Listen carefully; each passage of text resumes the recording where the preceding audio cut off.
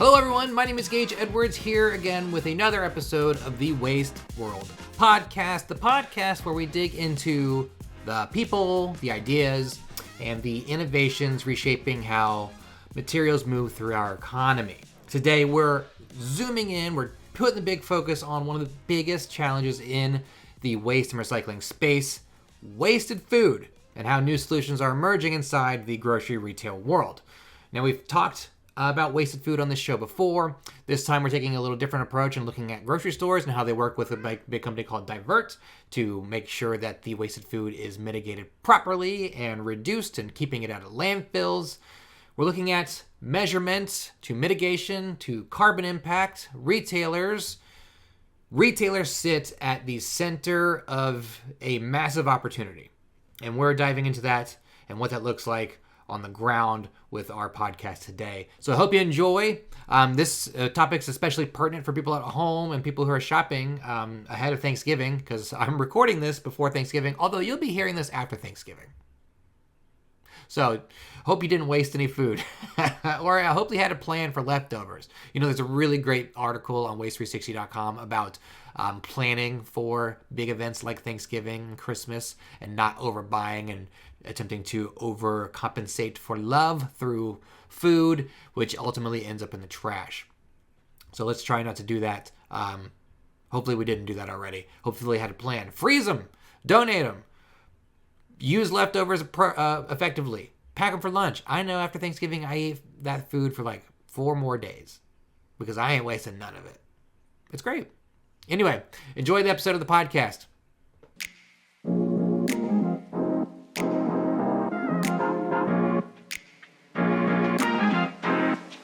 Joining me today is Ben Kuethe Oaks, VP and GM of Retail at Divert.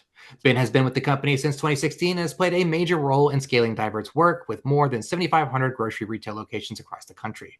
He helps build out the solutions and success team, working directly with retailers to rethink how wasted food is measured, mitigated, and managed, and how those changes can feed more people while decarbonizing the food supply chain. Ben, welcome to the Waste World Podcast. How are you? Good. Thanks for having me. Thanks for being here. I appreciate you taking the time on this beautiful Thursday to hang out with me and talk a little bit about what's going on at Divert. I appreciate that. Yes, this will be exciting. So let's just jump straight in. For people who may not be familiar with you or what the work you're doing over at Divert is, can you kind of run us through that real quick? What's the service level look like for you? Sure. So yeah, I've been with Divert almost 10 years now, really, focused on how do we scale our vertically integrated solution and a platform that allows food businesses to not only maximize landfill diversion, but also help them, have better visibility into what they're wasting. There's a huge opportunity on waste reduction, and a lot of that stems from not knowing why or what you're wasting. And so we're really, scaling our infrastructure to be able to manage wasted food responsibly and at scale, but then also having a technology platform that allows them to kind of see and better understand that and make some better decisions upstream. Now, Divert works with, we talked about 7,500 grocery retail locations. What does it take to build and maintain partnerships at that scale? I mean, that sounds like a lot to, is that 7,500 emails you're getting a day from these places? What's that look like? Yeah, it's a good question. Part of where you build is a logistics network based on reverse logistics. So within the retail space is very much, we can service a large network of grocery stores through their existing distribution network.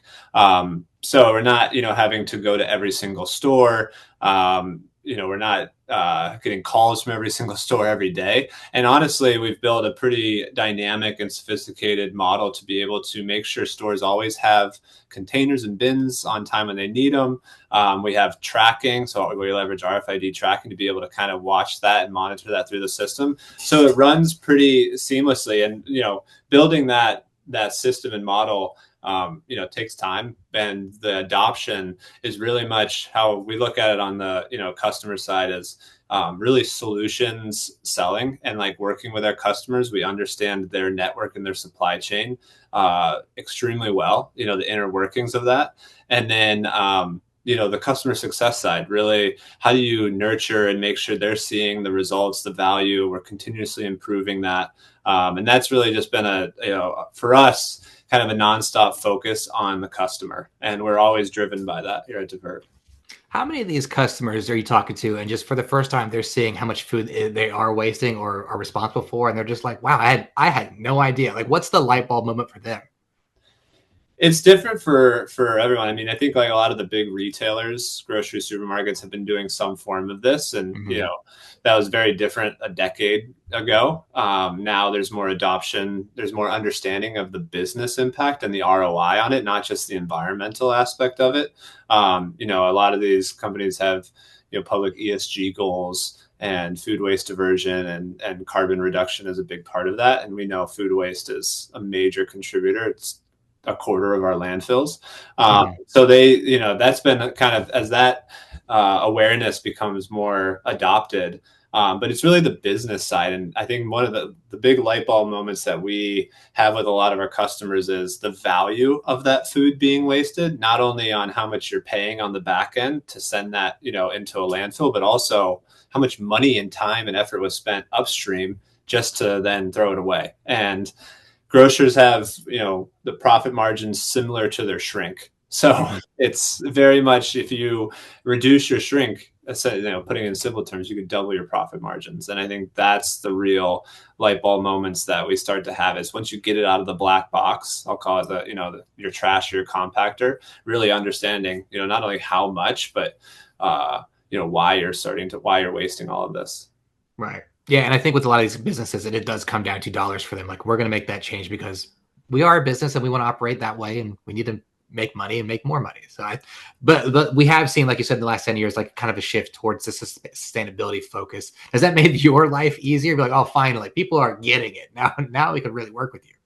I think it helps. I think at the end of the day, all of these are businesses, and so there has to be the financial incentive as well. Mm-hmm. I think that's something that, because of our scale and through our technology and anaerobic digestion, we're able to locate these sites, within proximity to them, reduce transportation costs, really show the financial incentives of all of this. And especially as, as administrative stuff changes and regulatory stuff, changes over time, having that backbone and that foundation is really important. I mean, those are kind of the tailwinds that help drive this stuff forward and help.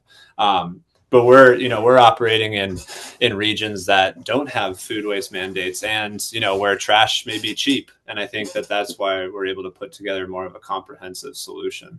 Gotcha. All right, so let's kind of talk about, I guess, maybe some of the places that don't have standards in place and how food waste is measured and managed. Like, what does the process look like inside a retail store?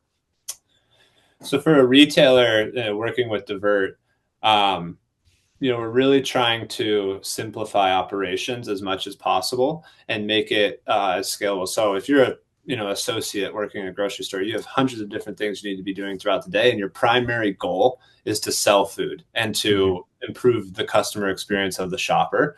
And so focusing on waste or, shrink is maybe not the highest priority.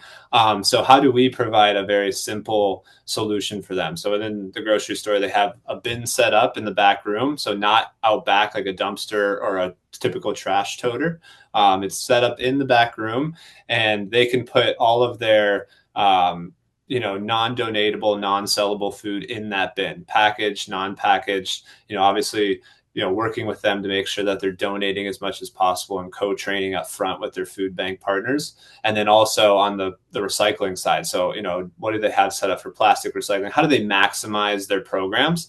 But at the end of the day, it needs to be simple because, there's a lot of moving parts, and this is a human powered business. And so we want to make it as streamlined and effective as possible. And what we see is, grocery stores that are on our platform, within months see about a 40% increase in diversion on average. So that's just due to the simplicity as well as the clarity and kind of that overall, the training and everything that goes into it. All right. I want to touch on the solutions and success team at Divert. So what does customer success look like in the world of food waste mitigation? Is it that financial incentive? Is it just kind of reducing their carbon footprints? It's all inclusive. I mean, I think when we look at the customer success team, we are not built as a waste company.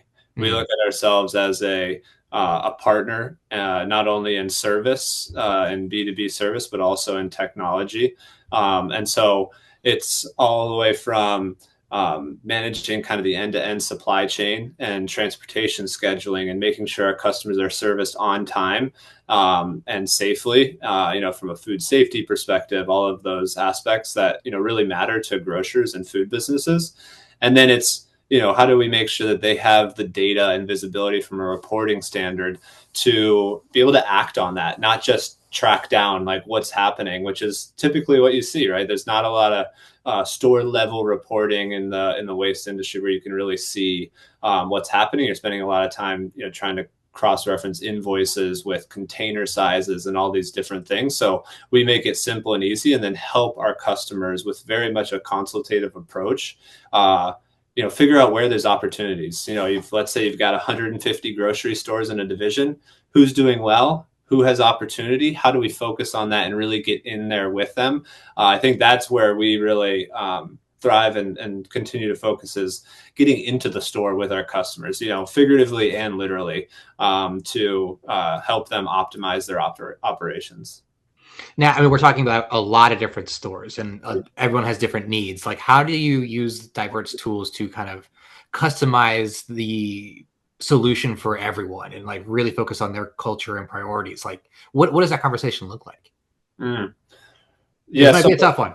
Yeah, no, I love the question, because from the outside looking in, you could say, oh, it's a grocery store, it's a supermarket, it's all kind of, run the same, but it is very different based on the region and the type of store and the products they're selling and the demographics. And so what's the culture? And so we really work on baselining with our, grocery store. Where are they at? What do they already have in place as we, onboard someone new, and understand, whether that's through waste assessments or other things, of where is their opportunity, and kind of set some clear goals. And it's based on maturity as well. So, if we're working with a customer that's been on our program for, 5-6 years, now we're really getting into, we have program adoption. How do we go deeper in terms of reduction, whether it's markdown sales or donations to help them reduce the amount that's being wasted. But the key is, we kind of know and have, archetypes by customer of where they are in that journey, and then know how to attack it from there with them, and have a really clear step-by-step approach. And we manage, more unsold food in grocery in the US than anybody. So we have really strong data sets in terms of what good looks like, and what where there's opportunity, and how we are able to benchmark different types of stores in different regions. And that really helps us to set tangible goals with them, not intangible, lofty, that is kind of like, okay, we're never going to get there, why even try? Yeah. Do you ever walk into your own like local grocery store and you just think, oh, they could be doing this better, or oh, this is not managed well, we got to do something about this, and think about like, oh, I'm always working because I'm in these grocery stores? I love grocery stores. I Okay. mean, I grew up, my first job was in a grocery store in Pittsburgh, actually in the Giant Eagle. And Okay. so I've always had an interest in terms of how food is managed and sold, and then how we cook it, how we eat it, kind of the end-to-end food system. And so working on kind of the behind the scenes of wasted food, it really is the key to the circularity. And I think that does tie back into this broader food system. And so, yeah, when I go into grocery stores, of course, I'm always like nitpicking and being like, oh, this is, interesting the way they do that, or they've got this type of hot bar set up and all of, but at the end of the day, I think what I've noticed is that no matter what type of grocery store I go in, if it's a discount type grocery store or a large super center, from our standpoint and the way that we're delivering our platform, there's a benefit to all of them, and a true ROI on it. And I think we've been able to show that with just a wide range of customer types. Yeah. Okay. So again, wide range of customer types. So we've talked about how everyone has their own needs and has their own solutions that they need to, just for infrastructure, culture, and maybe state mandates. What about common issues that we're seeing across these? Where are the bottlenecks in these stores that you're like, okay, we've approached this before, we know how to handle it with you and create a program that works for you? Like what's out there with retail stores that are just like, they all have this problem? Is there there's definitely, some themes, and, one of the things, I guess I know what success and what good grocers look like from, at least from a operations and managing unsold food. And it really starts with a culture within, and, kind of that top down, that this is something that's important to the business, and then how they operationalize it, and that's not just a sustainability initiative.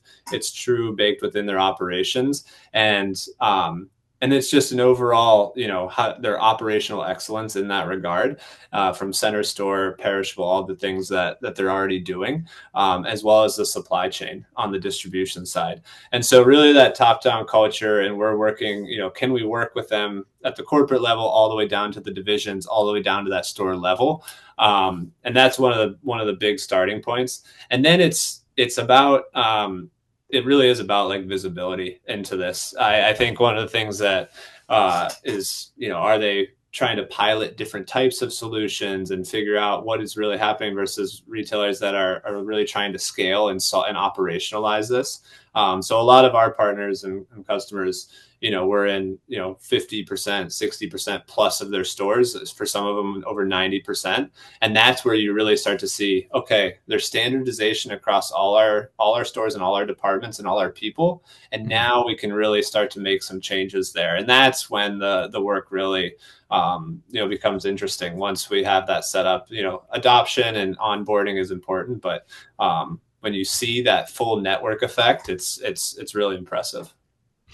All right. So let's shift gears a little bit to maybe your background perspective. And so I know that you've worked on early anaerobic digestion projects and come from a food ag background, even working in a grocery store. So I was like, oh, okay, you have a footprint here. So it's like, all right, now we got to fix this on the other end. What has that working in that area, has that shaped your approach at Divert? Did you bring that kind of knowledge with you to be like, okay, these programs work because of this. I know that much.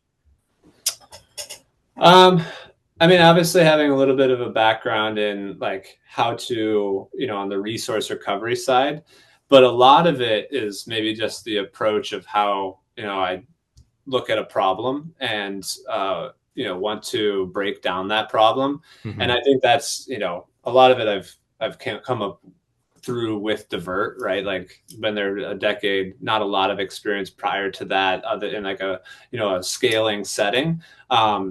But it's really been, okay, how do we work with our customers to really put together a solution and scale something that is for them, not a technology that you push out into the market and, try to sell it, but there's not really a product market fit.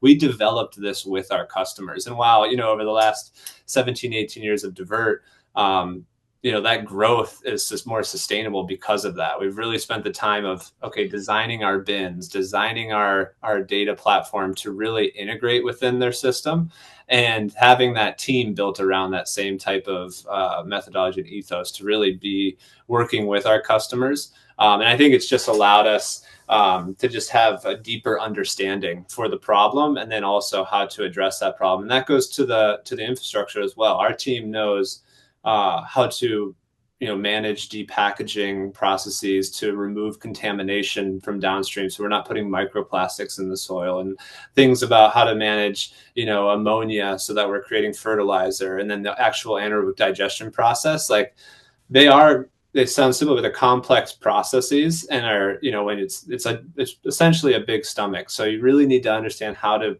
meter and manage that system. And we have a team that, with decades of experience that are able to do that. And we all kind of come at it the same way, of this really disciplined and focused, and then breaking down these problems to put together a complete solution. And so that's kind of how I've approached this. Even, with having some experience in the industry has helped, and in food. And I think that helps me how I talk to retailers. But I think it's overall our people at Divert and how we approach the problem. How often, I've had a podcast guest before, so I'm only asking this just for general knowledge because it blew my mind. How often are you in a grocery store? So, for personal or for work? Either. Total. Yeah. It used to be, as I was kind of onboarding and building this out, I was in grocery stores, multiple grocery stores a week going to this. Now it's a little less often, but still love to spend time in the store, seeing how they're changing their merchandising and how they're thinking about things and the technology they're putting in, you know, on front of house stuff. It's all changing and evolving. And so it's good to, I always am a big proponent, especially for the team, of being out there and, you know, touching and feeling the food with our customers and really understanding what they're going through. Because one of the biggest thing, whether it's our employees or, you know, if you're a produce associate, is understanding the why behind what we do. I mean, that's a huge thing in terms of helping them understand and getting people motivated to do this, because that disconnect, you know, if you don't have that, it becomes a little bit harder to, you know, really get everyone aligned to the same mission. Yeah, you really have to kind of understand what the work is you're doing and what it's going towards. I ask because I'm talking food waste with a zero waste chef once, and he says he grocery shops every single day, which I thought was crazy because I hate going to the grocery store ever. So every day, multiple times a week, that's way too much for me. But it does kind of help him reduce waste in his own life too, because he goes, I know what I have in my house. I could get 2 simple ingredients. We can make something. And that's his touchstone to his own personal life with a grocery store and then bringing it to his kitchen. So I'm interested to see, like, being in a grocery store, like, okay, we got to find solutions. I saw this here. They're doing that well. Let's kind of work it into this grocery store as well. Yeah. We have Giant here. I don't think it's a Giant Eagle, but is that the best grocery store? Do you feel like your home grocery store is the best one, or have you found a new grocery store you like? I don't even know if I can answer that. We're on the record, Ben. You got to be careful. I think, you know, Giant Eagle will always have a place in my heart. I don't have any nearby anymore. But yeah, there's a lot of good grocery stores that we work with, and that, you know, mine right now is my local one's Hannaford. Love them. They're great. And so, you know, everyone's got their different strengths, and I think a lot of the customers we work with, it's interesting to see kind of the range of operations and how they go about supporting. You know, like I said, you think it's kind of a one size fits all model, and it's really different based on who their customer base is and how they approach it. Right. All right. Putting on our optimistic approach going into the future. I know I have a lot of conversations right now, and especially I feel like with how things have been constantly changing with policy and regulations, people are like, oh, things are uncertain. But if we're looking at from the standpoint of you being at Divert, and as the company continues to scale and you guys continue to work with more retailers, like, what innovations are you most excited about with the company and going into the future? Like, is there anything that you're like, wow, we're doing really good work here, and I hope to continue doing that? Yeah, there's a lot of opportunity, and I think we're just getting started in terms of when I look at the future of Divert. I mean, I think at the core, scaling nationwide is exciting. Mm-hmm. We have a business model, and we have a full comprehensive solution that we know works, and that's our integrated diversion and energy facilities. So our first one in California came online last year. We'll be bringing 2 more online in Washington and North Carolina, and then a pathway from there to scale across the country and be within 100 miles of 80% of the population. Wow. So that is exciting, because I think that's going to have a major impact in terms of, you know, overall landfill diversion. But from there, it's kind of, you know, how do, you know, expanding on our product and our offering to go deeper. So as I said, you know, we get hundreds and hundreds, thousands of bins of unsold food daily from these grocery stores, from thousands of grocery stores across the country. So we have the opportunity to, you know, glean more data and insights from that. And so we're working, you know, with our customers on what type of information would be beneficial that we can then feed into their system and help them manage their shrink and their inventory and their ordering. And so that's where I see a big opportunity as we scale of, you know, going deeper within the bins to whether, you know, it's image recognitioning or AI to be able to identify certain types of categories or products or departments even, and feed that information into our customer system and help them reduce their waste. Awesome. Excellent. Well, I'm excited to see more and learn more about what you guys are doing over there. Ben, that does bring me to the end of our questions. Anything I didn't go over today with you that you'd like to shout at me and kind of talk about while we're here? No, I mean, I think that covers a lot of, the work we're doing with our retail customer base and, expanding our footprint across the country. I think one of the keys things as well is, we're built on retail and grocery, but we're, continuing to, on a rapid pace, expand to other food businesses upstream. So really starting to capture more of the food system, whether it be in manufacturing and industrial food settings. And so I think that's exciting for us as well, because we know there's a need. They're about 20% of the food wasted in the U.S. And so, excited to see where we take that over the next couple of years as well. Cool. And if people wanted to learn more, Ben, where can they find more about Divert? On our website, diverting.com is the best place.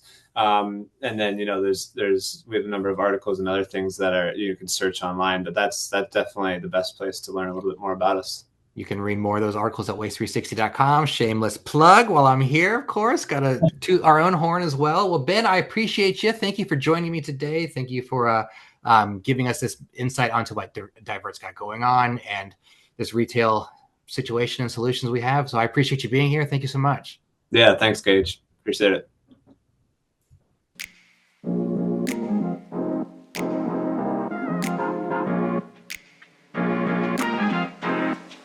All right, that's going to do it for this episode of the Waste World Podcast. Again, a huge thanks to Ben for coming on and sharing his perspective on how retailers can rethink wasted food and the role data, partnerships, and on-the-ground systems play into building a more resilient food supply chain. If you enjoyed this conversation, be sure to follow the show, follow the Waste World Podcast on Spotify, Apple Podcasts, other podcasting services, wherever you consume the show. Whether it be YouTube, if you're coming to us from waste360.com, which is a great place to be anyway. Make sure you're hitting whatever like button, whatever share button, whatever comment button you see. That helps us get in front of other people who are in this industry. It helps us get more guests on the show as well. So we'd like to see that. So please, do your part as a listener and hit that like button. Rate us 5 stars. Share us with a friend. Share us with somebody in the industry. There's a lot of people you can share it with.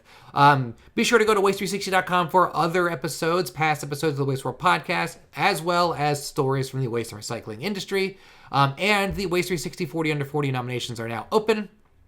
So make sure you go up there and nominate somebody for a prestigious award. I'm sure you know someone special. I unfortunately cannot win, so don't nominate me. It'd be nice to see my name come across the nominations and go, gotta roll them out quickly. But, that's up to you. So, hey, thanks for listening. And remember, it's all world. Let's not waste it.